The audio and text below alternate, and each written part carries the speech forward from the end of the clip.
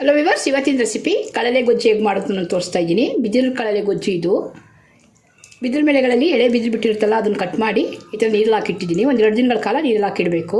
ತುಂಬ ರುಚಿಕರವಾದಂಥ ತರಕಾರಿ, ಮಳೆಗಾಲದಲ್ಲಿ ಸಿಕ್ಕುವಂಥ ತರಕಾರಿ ಇದು. ಈ ಕಳಲೆ ಗೊಜ್ಜಿಗೆ ಕಾಳುಗಳಲ್ಲಿ ನಾನು ಕಡಲೆಕಾಳು ಮತ್ತು ಡಬಲ್ ಬೀನ್ಸ್ನ ನೆನೆಸಿಟ್ಟಿದ್ದೀನಿ. ಈಗ ಒಂದು ಕುಕ್ಕರ್ಗೆ ನೆನೆಸಿರೋಂಥ ಕಾಳುಗಳು ಹಾಕ್ತಾಯಿದ್ದೀನಿ. ಇದಕ್ಕೆ ಒಂದು ಬಟ್ಲಷ್ಟು ತೊಗರಿಬೇಳೆ ಕೂಡ ಹಾಕ್ತಾಯಿದ್ದೀನಿ. ಕುಕ್ಕರ್ ಕ್ಲೋಸ್ ಮಾಡಿ ಒಂದು 2 ವಿಸಲ್ ತೆಗಿತಾ ಇದ್ದೀನಿ.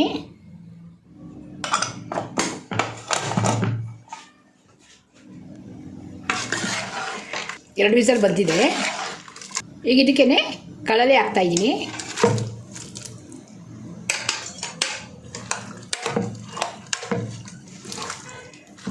ಮತ್ತೆ ಸ್ಟವ್ನಲ್ಲಿಟ್ಟು ಕುದಿಯೋಕೆ ಇಡ್ತಾ ಇದ್ದೀನಿ. ಈಗ ಕಳಲೆ ಕುದಿ ಬರ್ತಾ ಇದೆ. ಹಸಿ ಅವರೆಕಾಯಿ ಹಾಕ್ತಾಯಿದ್ದೀನಿ.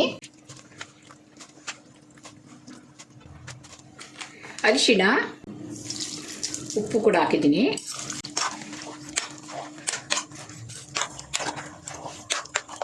ಚೆನ್ನಾಗಿ ಕುದಿ ಬರಲಿ. ಬೆರಕೆ ಸೊಪ್ಪು ಕೂಡ ಹಾಕ್ತಾಯಿದ್ದೀನಿ.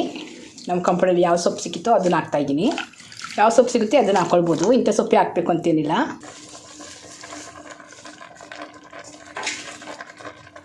ಹಾಗೆ ಸ್ವಲ್ಪ ಬೇಬಿಕಾರ್ನ್ ಕೂಡ ಹಾಕ್ತಾಯಿದ್ದೀನಿ. ಈಗ ಈ ಕಡಲೆ ಗೊಜ್ಜಿಗೆ ಕಾಯಿ ಮಸಾಲೆ ಕೂಡ ರುಬ್ಕೊಳ್ತಾ ಇದ್ದೀನಿ. ಈ ಕಡಲೆ ಗೊಜ್ಜಿನ ಮಸಾಲೆಗೆ ತೆಂಗಿನಕಾಯಿ, ಮೆಣಸಿನಕಾಯಿ, ಚಕ್ಕೆ, ಲವಂಗ, ಸ್ವಲ್ಪ ಜೀರಿಗೆ ಮತ್ತು ಟೊಮೊಟೊ, ಕೊತ್ತಂಬರಿ ಸೊಪ್ಪು, ಸ್ವಲ್ಪ ಶುಂಠಿ ಬೆಳ್ಳುಳ್ಳಿ ಪೇಸ್ಟ್ ಕೂಡ ಸೇರಿಸಿ ರುಬ್ಕೊಳ್ತಾ ಇದ್ದೀನಿ. ಮಸಾಲೆ ಕೂಡ ರುಬ್ಕೊಂಡಿದ್ದೀನಿ. ಇದ್ರ ಜೊತೆ ನುಗ್ಗೆ ಸೊಪ್ಪು ಕೂಡ ಸೇರಿಸ್ತಾ ಇದ್ದೀನಿ. ನುಗ್ಗೆ ಸೊಪ್ಪು ಹಾಕಿದ್ದೀನಿ. ಈಗ ಮಸಾಲೆ ಕೂಡ ಹಾಕ್ತಾಯಿದ್ದೀನಿ.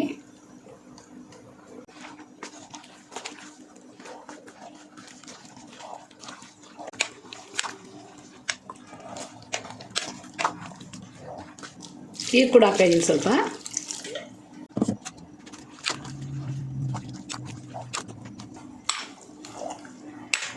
ಮಸಾಲೆ ಹಾಕಿದ್ಮೇಲೆ ಒಂದು 5ರಿಂದ 6 ನಿಮಿಷದ ಕಾಲ ಮೀಡಿಯಮ್ ಇಟ್ಕೊಂಡು ಬೇಯಿಸ್ಕೊಳ್ಬೇಕು. ಚೆನ್ನಾಗಿ ಕುದಿ ಬರ್ತಾಯಿದೆ. ಕುಂಬಳಕಾಯಿ ಹಾಕ್ತಾಯಿದ್ದೀನಿ.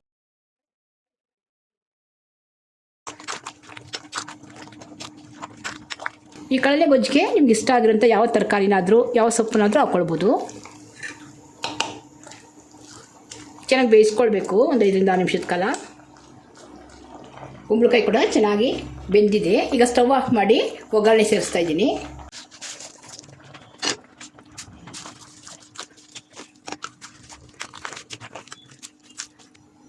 ಲಾಸ್ಟಲ್ಲಿ ಹಸುವಿನ ಹಾಲು ಹಾಕ್ತಾಯಿದ್ದೀನಿ. ಕಾಯಿಸಿ ತಣ್ಣಗೆ ಮಾಡಿರೋಂಥ ಹಾಲು.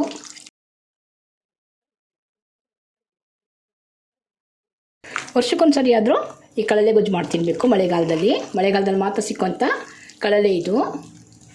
ವಿಡಿಯೋ ಇಷ್ಟ ಆದರೆ ವಿಡಿಯೋ ಲೈಕ್ ಮಾಡಿ, ಶೇರ್ ಮಾಡಿ, ನಮ್ಮ ಚಾನಲ್ನ ಸಬ್ಸ್ಕ್ರೈಬ್ ಮಾಡ್ಕೊಳ್ಳಿ. Thanks for watching.